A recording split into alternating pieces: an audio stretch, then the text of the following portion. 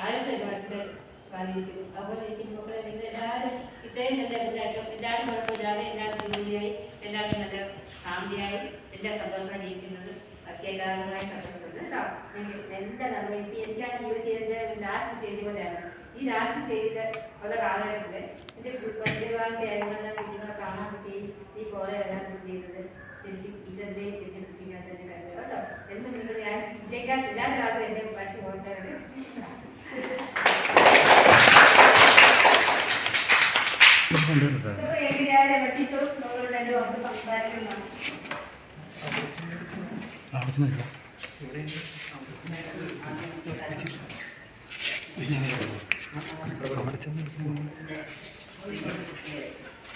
സത്യം പറഞ്ഞാൽ 2005-08 ബാച്ച് എന്ന് പറയുമ്പോൾ ജയിച്ചിന് മാത്രമേ എനിക്കൊക്കെ ഓർമ്മയുണ്ടായിരുന്നു കേട്ടോ. ഇന്ന് വന്നപ്പോൾ വന്നു എല്ലാവരും കണ്ടപ്പോൾ നല്ല സന്തോഷം തോന്നുന്നുണ്ട്. എന്താ പ്രതീക്ഷിക്കാത്ത ഒരു റീയൂണിയനാണ്. ഇതാണ് സാധാരണ ഫസ്റ്റ് ബാച്ച്, അത് കഴിഞ്ഞ് സെക്കൻഡ് ബാച്ച്, പിന്നെ കുറച്ചുകൂടി ഇതിലോട്ടുള്ള ഒരു 3 ബാച്ചുകാരാണ് ഇതുവരെ നമ്മളിങ്ങനെ വിളിച്ചിട്ടുള്ളത്. അപ്പോൾ അതുകൊണ്ട് തന്നെ ഇന്നലെ വിളിച്ചപ്പോഴത്തേക്കും ജംഗ്ഷൻ വിളിച്ചപ്പോഴത്തേക്കും വേറെ ഉള്ളവരാരെയും ഓർമ്മ കിട്ടുന്നില്ല. അപ്പോൾ നിങ്ങളുടെ നമ്മൾ ടൂറ് പോയ ഫോട്ടോ ആൽബം ഉണ്ട്. ഈ പെയിൻ്റ് അടിക്കുമ്പോഴൊക്കെ ആൽബം എടുത്ത് നോക്കും, പെയിൻ്റ് അടിച്ച് എല്ലാം അടുത്തിട്ട് വെക്കും. പിന്നെ അത് എൻ്റെ ഓർമ്മയില്ല. ഇന്നലെ മുതൽ ഞാൻ വീട്ടിൽ തപ്പുമായി വിളിച്ചപ്പോൾ മുതലേ ആ ഫോട്ടോ ഇതാ ജയകൃഷ്ണൻ ഒരു നമ്മൾ എന്താ മഹാബലിപുരത്ത് ഒരു അമ്പലത്തിനകത്ത് സ്റ്റാച്ചു ഒന്നുമില്ല, സ്റ്റാച്ചു കയറിയിരിക്കുന്ന ഫോട്ടോ ഞാൻ വീട്ടിലേക്ക് കാണിക്കുമായിരുന്നു. അപ്പൊ അതൊക്കെ അപ്പൊ ജയിച്ചു മാത്രമേ എനിക്ക് എപ്പോഴും ഓർമ്മ വരുന്നുള്ളൂ, വേറെ ആരുടെയും മുഖം വരുന്നില്ല.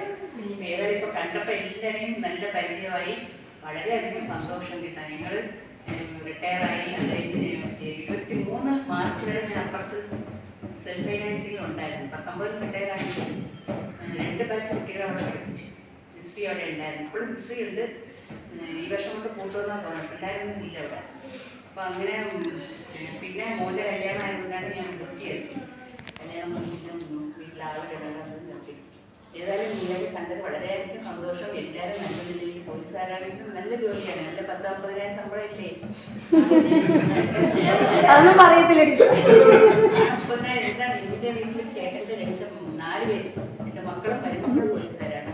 അതുപോലെ അവൻ്റെ അനിയൻ പോലീസ്, ഒരുപാട് പേര് പോലീസുകാരുണ്ടാകും. ചേട്ടനാണ് അവരുടെ പല കാര്യങ്ങളും ചെയ്യുന്നത്.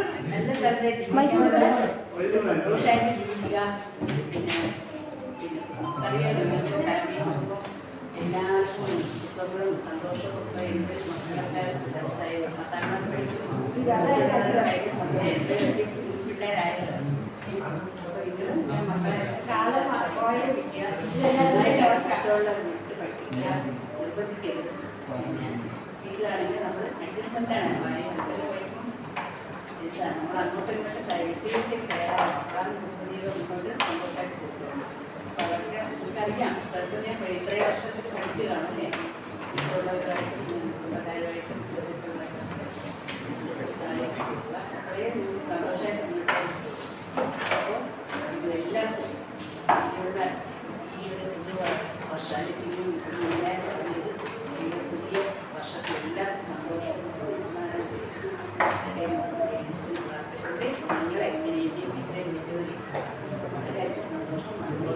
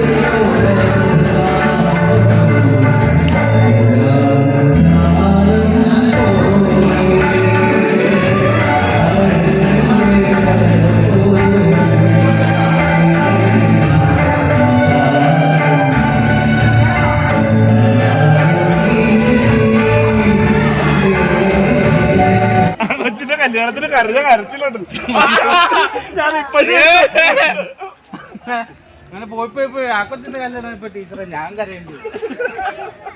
വെറുതെ കാണാൻ ബിരിയാണി ബിരിയാണി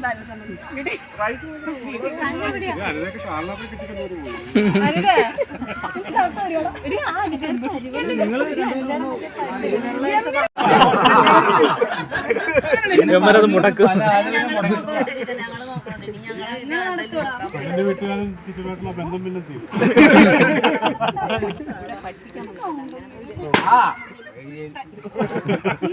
ബന്ധം പിന്നെ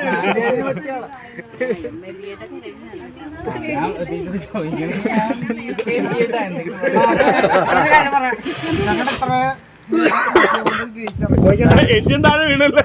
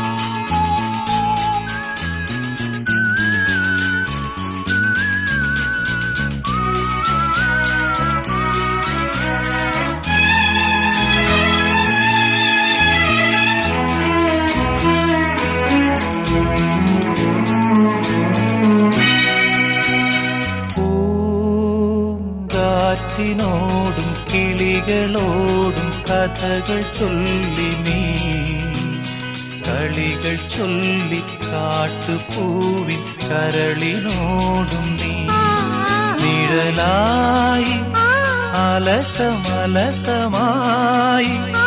അരികിലൊഴുകി ഞാൻ ഇളം പൂങ്കാറ്റിനോടും കിളികളോടും കഥകൾ ചൊല്ലി നീ കളികൾ ചൊല്ലി കാട്ടുപൂവിൻ കരളിനോടും നീ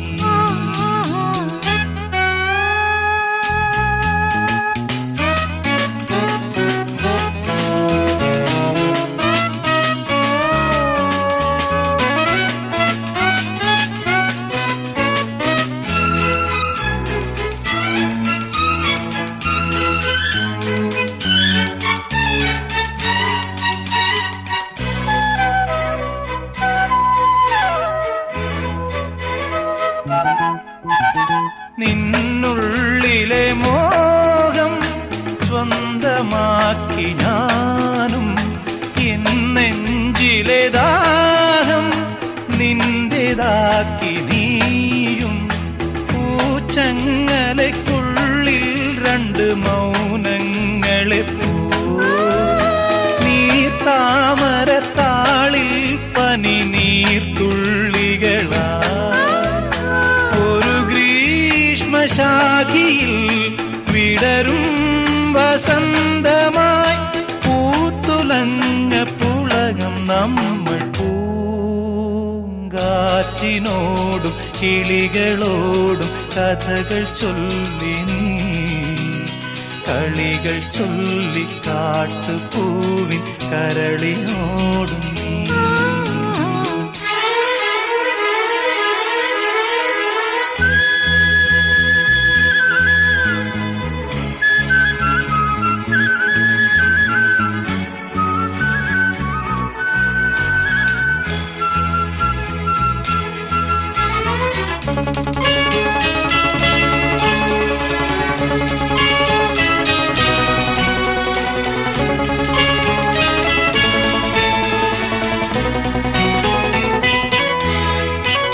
നിറമുള്ള കിനാവിൻ കേവുവള്ളമൂന്നി അലമാലകൾ പുൽകും കായൽ മാറിലൂടെ പൂപ്പാടങ്ങൾ തേടും രണ്ട് പൂമ്പാറ്റകളാ കാൽപ്പാടുകളൊന്നാക്കിയ തീർത്ഥാടക